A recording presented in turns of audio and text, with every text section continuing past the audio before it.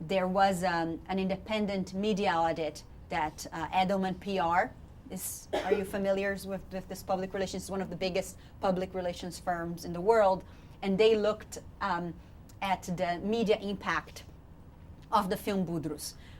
and they talked about how the story of what happened in that village shifted from before and after the film was released. So before the film was released, the media coverage of what had happened in the village revolved around a context of law and order, so that Israel had a problem with riots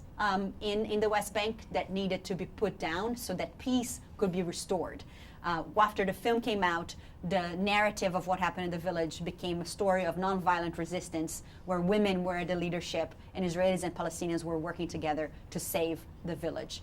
So it really dramatically shifted. Edelman talked about how we had 98% message penetration, which they said that as a PR company, even most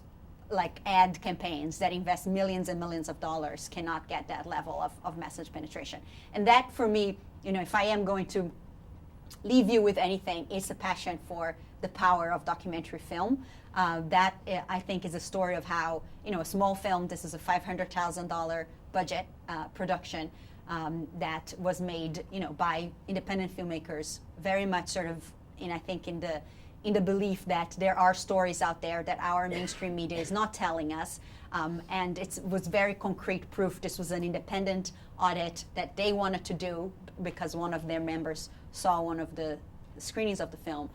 and kind of wanted to look at that once she saw how much media coverage the film was getting, and that was a good example of what is possible with when you actually want to sort of go out there and tell your story, and that there are ways of actually shifting conversations even when they are so divisive as is the case of Israel and Palestine.